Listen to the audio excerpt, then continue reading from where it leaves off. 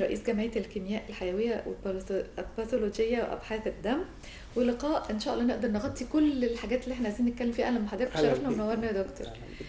طبعا حديث الساعة المتحور الجديد. إيه، نبدأ بالمتحور الجديد للكورونا، وعشان اه كمان اتسجلت حالات في مصر، يعني مهم. وصل بس عندنا يعني كام عندنا إحصائية بتقول ما كام؟ ما عندناش عندناش لسه إحصائية، احصائيات بس تقريبا مش من عدد كبير اسبوع. صح؟ لا مش عدد كبير، مش حاجة لا. تخوف يعني. لا، هو مهم. المتحور الجديد اسمه اي جي 5. اي مهم. جي 5 حتى الناس يعني مسميها 5 جنيه مصر. ايجيبشن 5. ايجيبشن. اه ايجيبشن 5. اه فاختصاره اي جي 5. هو طبعا نوع من نفس متحور او مايكرو، مهم. اللي هو القديم، اللي هو آخر متحور منتشر بقاله سنتين. وبعدين في بداية 2023 بدأ متحور اللي هو اكس بي بي 1.5. هو برضو تطور من نفس المتحور اللي هو اكس بي بي 1.5، اللي هو مهم. الاي جي 5. مهم. المميزات بتاعته ان هو شديد الانتشار، لكن خطورته قليلة، يعني مش خطر جدا طب زي. ايه الأعراض يا دكتور الأول عشان بس الناس لما تشوف؟ هي الأعراض بتاعته متشابهة جدا مع البرد، مع البرد الجامد شوية، يعني عطس حرارة مع رشح مع حرارة، مع أحيانا فقد حاسة الشم، أو برضو. تذوق اه أحيانا يعني، لكن اه هو متقارب كحة جدا. ولا لا؟ لا لا، مفيش مفيش كحة. كحة. لكن هو متقارب مع البرد، فعشان كده بنقول للناس تاخد بالها. خطورته مش شديدة، يعني الحالات اللي سجلت في مصر يعني حسب تصريحات وزارة الصحة معظمها تمثل للشفاء، مهم. وما شكلتش خطورة، ما احتاجتش انها تتحجز في مستشفيات. بس هو سريع الانتشار حضرتك هو بتقول؟ سريع الانتشار، يعني مهم. بينتشر كتير جدا، لكن الخطورة اقل. معامل الخطورة فيه حتى منظمة الصحة العالمية صنفته على انه الريسك اوف مورتاليتي لو، يعني منخفض، ان هو ما بيحدثش وفيات يعني. ما بيسببش وفيات كتير، مهم. فمعدل حدوثها منخفض لغايه مهم. دلوقتي يعني. مهم. الحالات المتسجله في كل دول العالم معامل الخطوره فيها منخفضه، معظمها ما بيحتاجش مستشفيات، مهم. يعني معظمها حالات طفيفه، اعراض برد. وبرضو يعني اللي سهل كده او اللي خلى الاي جي 5 ما بيبقاش شديد الخطوره زي الفا، متحور الفا وبيتا اللي كانوا في البدايه مميتين جدا، ان التحورات دايما من الاو مايكرون او من الاكس بي بي 1.5 الى الاي جي 5 هم كلهم او مايكرون. مهم.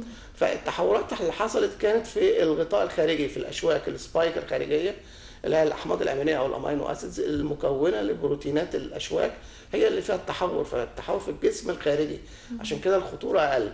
لكن لو التحور في الماده الوراثيه الار ان اي، فالخطوره هنا بتزيد. لكن الحمد لله بالنسبه للاي جي 5 والاكس بي بي اللي كان في اليابان منتشر من 3 شهور، الموجه العاشره كانت في مهم. اليابان، مهم. فكان برضو منتشر. اللي هو قبل ده الاكس بي بي 1.5 كان منتشر في اليابان، وسجلوا اللي هي الموجة العاشرة، مهم. وكان عدد الإصابات كتير جدا، فبرضه خطورته أقل، نفس اللي هو ده. طب انا حابه اسالك سؤال، هو ايه اللي بيخلينا نصاب بالفيروسات؟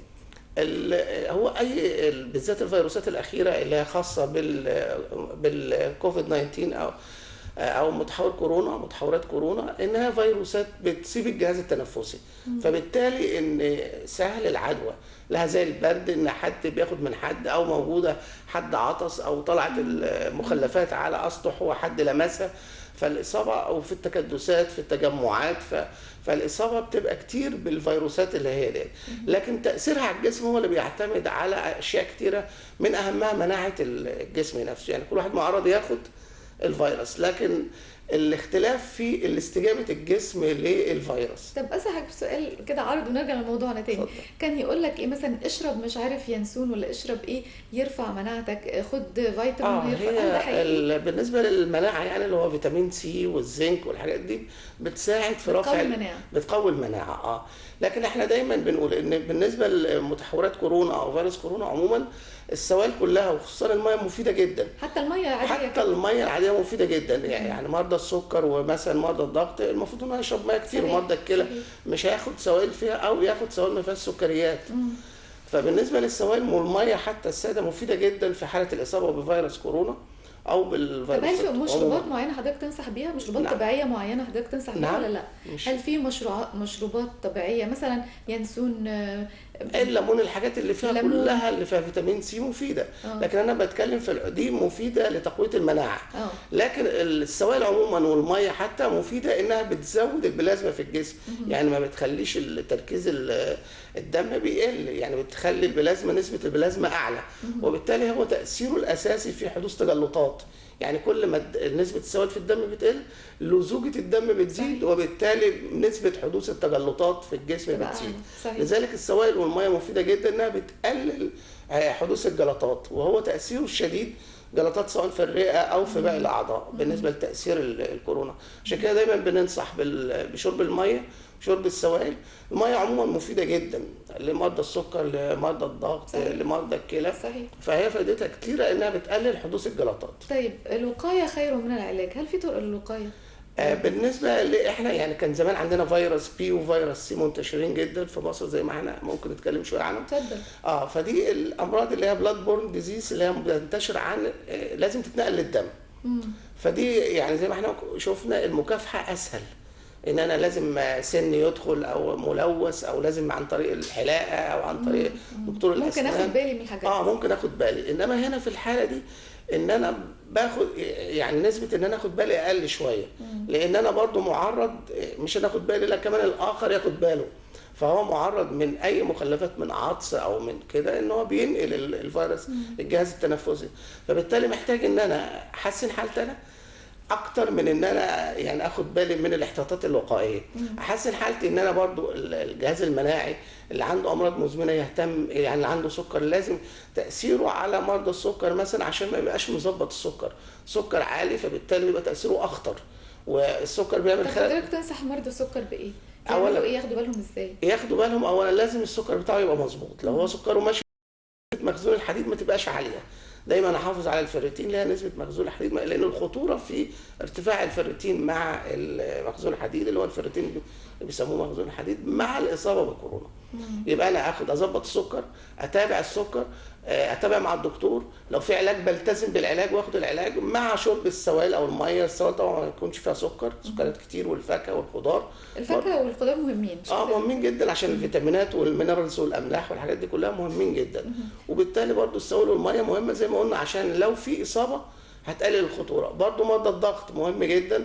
كل المرضى اللي هم الاميون كومبرومايز، اللي هم عندهم مشاكل في المناعه، لازم يتابع مع الدكتور اللي بيعالجه، لازم ياخد العلاج بانتظام، لازم يحافظ على نفسه. طب كبار السن يا دكتور؟ ما هي نفس الموضوع. كبار السن برضو عندنا لو هو ما عندوش امراض مزمنه هيبقى عادي زيه زي بس بتبقى مناعته اكيد اقل، يعني جسمه اضعف. المناعه اللي بيقلل المناعه هي الامراض المزمنه، حتى لو كبير في السن. حتى لو كان كبير في السن. يعني شفنا مثلا مرضى عندهم 70 سنه و80 سنه وجالهم دور الكورونا، اللي هو كان الالفا والبيتا اللي كان قاتل ومميت، وعدوا. صحيح. وعدوا بسهوله جدا. صحيح. وشباب لا قدر الله توفاهم الله، يعني في يومين او 3 توفوا. ده بيعتمد على مناعه الجسم نفسه. بيعتمد على مناعه الجسم نفسه، وبرضه اهتمام المريض. يعني واحد مثلا صغير وعنده سكر، شاب، ومش مهتم بان هو يظبط سكر او ضغط او عنده اي مرض اخر، ومش مهتم انه يظبطه، فبرضه مهم جدا. ونسبه السكر زادت يعني بعد الكورونا. يعني الكورونا برضه بتضغط على اي جزء ضعيف في الجسم، التهاب، واحد بري دايابيتك معرض انه يجيله سكر، فبتزود نسبه حدوث الامراض دي غير التجلطات. يعني الخطوره فيها انه حد عنده التهاب في اي مكان بيزيد، عنده التهاب في البروستاتا بيزيد، عنده التهاب مزمن في الكبد في الكلى بيزيد، عنده قابليه للسكر، لا السكر بيعلى، عنده قابليه للضغط، الضغط بيعلى. فدي عشان كده بنقول احنا دايما حتى نحافظ على نفسنا عموما. يعني ان في حاجات بسيطه الانسان ممكن، تحاليل بسيطه ممكن يعملها حتى كل 6 شهور. تحليل ايه دكتور؟ نقولها كده بسرعه. يعني مثلا صوره الدم الكامله مهمه جدا جدا جدا.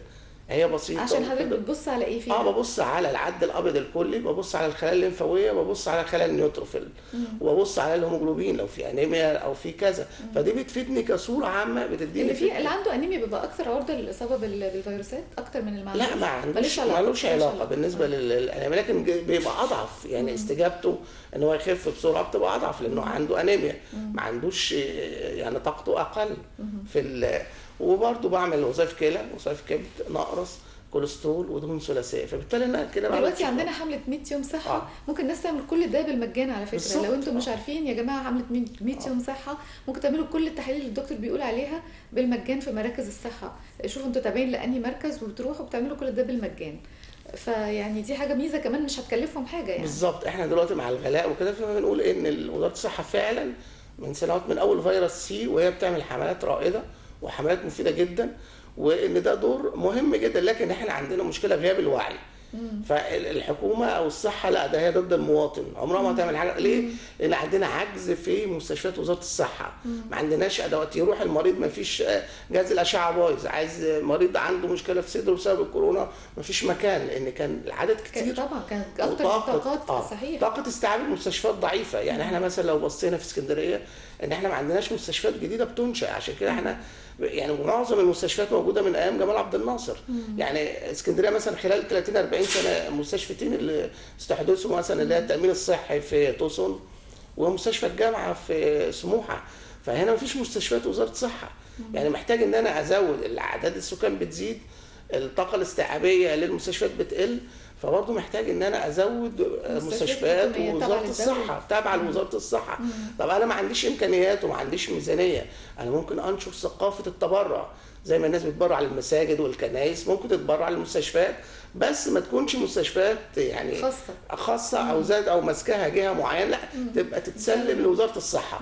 او على الاقل هقول لحضرتك حاجه، ان وزاره الصحه بتعمل المبادرات دي، منزله ده في ساعات بتبقى العربيات في الشوارع، يعني بالظبط، مش محتاجه مستشفى. هي مثل الحملات دي انها بتوصل للناس، يعني صحيح. الحملات والعربيات بتوصل للناس زي ما شفنا مبادرات كتير، وكان اكبرها طبعا مبادره فيروس سي 100 مليون صحه، اللي هي فعلا غيرت مصر وغيرت ناس كتير جدا. طبعا فيروس سي ده كان كارثه بالنسبه على المصريين وعلى العالم. صحيح. لان احنا كان عندنا اكتر من، يعني الاحصائيات الاوليه كان بتقول 14% مصابين بفيروس سي، يعني حوالي 14 مليون شخص. وكل سنه كان 400,000 واحد بيتجددوا من العدوى، يعني بيتجيلهم عدوى جديده. فكان طبعا كتير جدا، اعداد كتيره، وكان بيتطور مع حالات كتير الفيروس سي الى سيروزس وفايبروزس تليف، وبعدين بيوصل لمرحله سرطان الكبد. صحيح. كانت مصر في المرحله دي هي يعني الدولة رقم 1 في العدوى في فيروس سي في الإصابات، والدولة رقم كنسبة مئوية هي بعد منغوليا. كنا بس منغوليا عشان عدد سكانهم بسيط 3 مليون أو 3.4 مليون، فكان النسبة أعلى، لكن العدد أقل. احنا كان هم 3 مليون كلهم على بعض، احنا كان عندنا 14 ما يقرب من 14 مليون مصاب، وبالتالي كان بيؤدي إلى سرطان الكبد. كان عندنا احنا الدولة رقم 1 في العالم في عدد المصابين بالسرطان. دلوقتي احصائياتنا بتقول ايه بالنسبة لفيروس سي؟ الإحصائيات دلوقتي لا، العمليات غيرت خالص. يعني احنا في المعامل مثلا كان بيجي لنا كتير جدا بيعمل تشيك اب على نفسه انه بص نلاقي عنده فيروس سي. كان بيقعد بيجي له طبعا ذهول ولخبطه وان خلاص هيموت، لان كان زمان الاول بالحقن والانترفيرون وكان عذاب، ونسبه الاستجابه للعلاج كانت ضعيفه. لكن مع تقدم العلاج والحمله 100 مليون صحه اللي كانت بتستهدف اكثر من 50 مليون مصري غير المقيمين كمان عندنا، وعلاج 4 مليون. هي في مبادره من منظمه الصحه العالميه من 2013 او 16 اطلقتها، انها عايزه العالم يبقى خالي من فيروس بي وفيروس سي 2030. فطبعا دي مبادره عالميه، لكن في مصر لما طبقت المبادره دي بطريقه جديده ووصلت لكل الناس وفعلا كانت مفيده جدا. لقينا ان كان الاول ال 14% وال 14 مليون مش بيأثر عليهم هم بس، بيأثر على اسرهم. صحيح. ان هو غير منتج وبيتطور اسايتس، بيتطور لتليفات فايبروزس وسيروزس، وبعدين بيدخل في الاتش سي اللي هي هيباتوسيلر كارسينوما. فطبعا كان الاسره كلها بتعاني والمجتمع بيعاني، الطاقه الاستيعابيه للمستشفيات والعلاج مش مكفيه، فكانت معاناه شديده. لما اتعملت حمله مليون صحه وعلى الاحصائيات الاوليه دي ال 14 مليون كانت على عدد قليل، يعني عدد الابحاث اللي معموله على ناس قليل، لكن لما اتعملت على ملايين الاشخاص لقينا ان العدوى اقل، مش 14%، لقيناها اقل من 4%. وبعدين لقينا مثلا في اسكندريه اقل من 2% نسبه العدوى. لما كل الناس دي اتعالجت، وطبعا الناس بدات تاخد محاذيرها من الحقن الملوثه والسريريات، الوعي زاد. فطبعا دلوقتي الحمد لله ما فيش خالص، ما بقيناش خالص لا في مقدمه العالم في سرطان الكبد ولا بقينا في فيروس سي، والنسبه قلت جدا دلوقتي. نادرا لما بنلاقي حاله عندها فيروس سي تتفاجئ. ولو لقينا حاله بنقول له روح مراكز علاج فيروس سي بالمجانا، مفيش اي تكلفه وبتاخد العلاج مجانا. دكتور احمد انا بشكر حضرتك جدا على احنا كده بننهي يعني اللقاء بامل جميل، وان الفيروس سي طبعا بيقل جدا بشكل ملحوظ، وان الناس بتتعالج، وان العلاج بالمجان. فانا بشكر حضرتك على الامل اللي نهينا بيه لقائنا، ان شاء الله لنا لقاءات متجدده مع حضرتك باذن الله. شكرا جدا يا دكتور احمد، الف شكر لحضرتك، الف شكر. مشاهدينا فاصل وراجعين لحضراتكم على طول. شكرا.